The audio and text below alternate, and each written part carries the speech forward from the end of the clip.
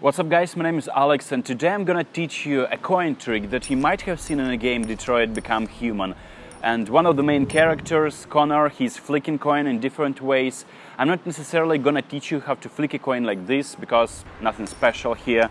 I'm gonna teach you how to do the anti-gravity muscle pass, which looks like this. So let's get into it.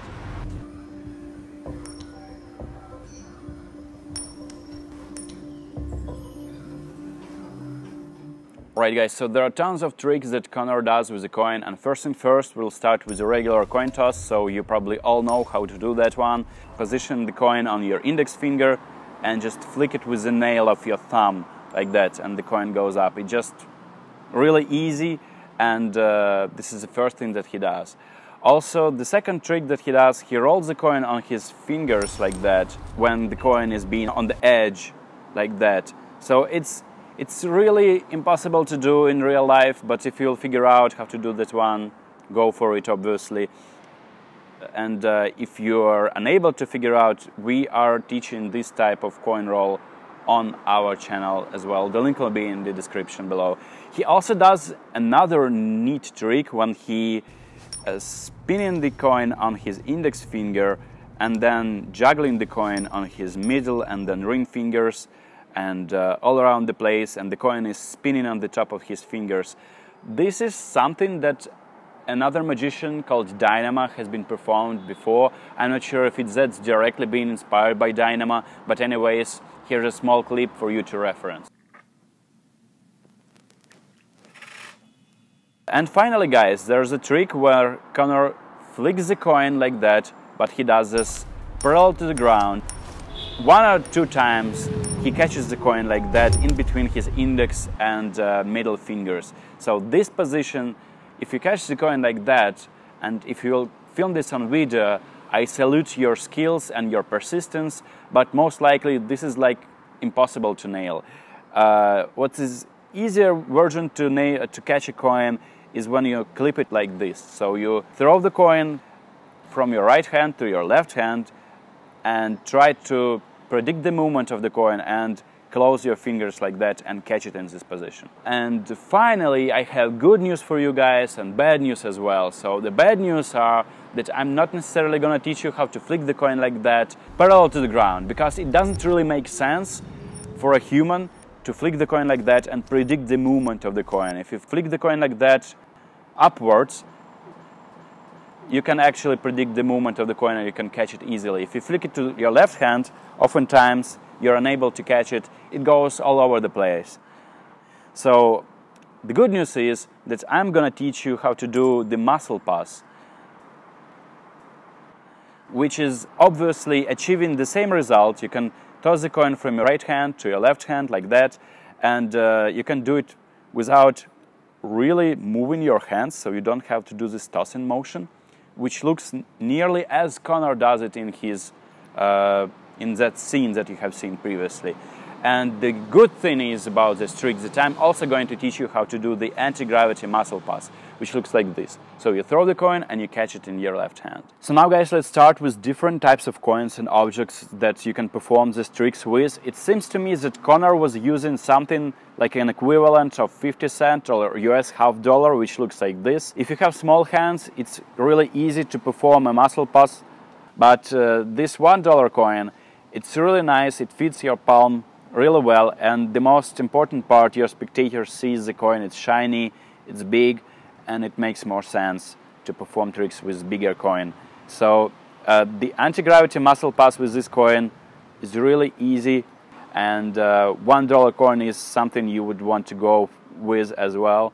And another option would be a poker chip. So poker chip has about the same size as $1 coin. It's slightly bigger, but the difference is really subtle. And on the edge, it has about the same size as well, the same dimensions pretty much as $1 coin. So you can perform these tricks with a poker chip as well. If you have a poker chip somewhere in your basement, you can find one and perform the same tricks with a poker chip. And it's a lighter. Poker chip is usually made of lighter materials than coins, so sometimes it can benefit your sleights as well. Alright, so now that you found the coin that you want to work with, I personally prefer $1 coin. You need to find out the right position for the muscle pass. So you can see that the coin isn't necessarily placed in the middle of your palm.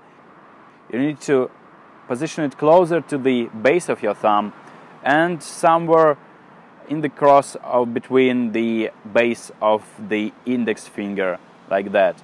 So you need to kind of close your palm like that slightly and then press with your index and ring fingers to secure the coin like that, and make sure the base of your thumb is covering the coin like that. So now you can see that the coin has been angled a little bit. So this is a really weird type of grip. So this isn't something that you will be able to grasp necessarily from the first try, but you will need to play and find out what is the best sweet spot for you. But when you have positioned your hand like that, you have securely locked the coin, make sure that it is locked. When you turn your hand or your wrist like that, the coin doesn't fall off.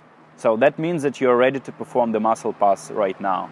So to perform the muscle pass, the basic mechanics are that the coin should slide off the base of your thumb like that, and due to this friction, the coin actually should shoot out of your palm. So something like that.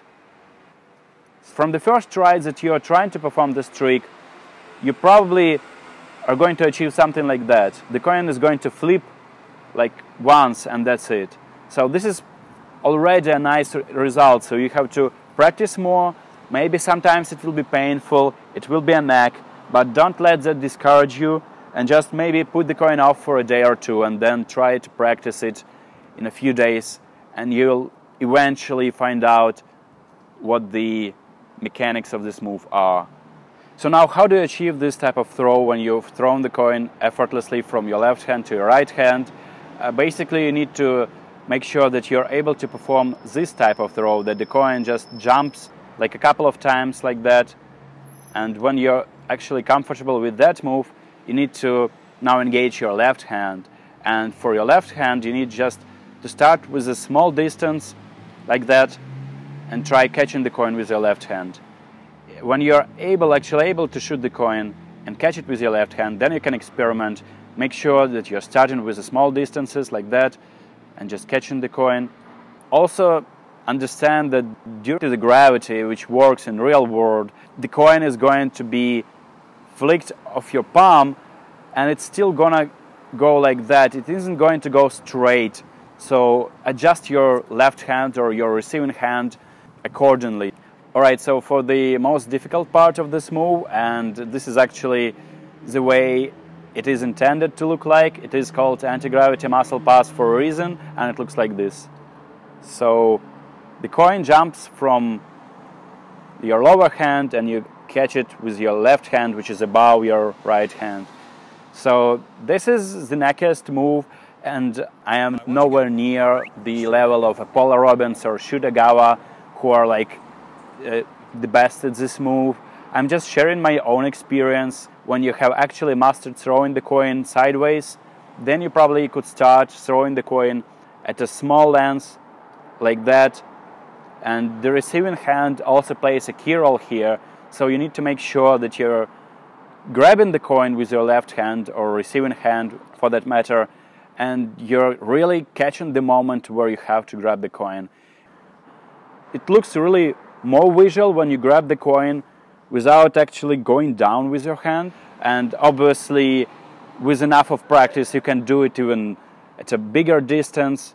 I'm not that skilled, I'm not that good at this move, so to be able to perform it on that level of Paula Robbins and Shutagawa, but you should definitely check out these guys if you want to learn more about the muscle pass and its application in Magic.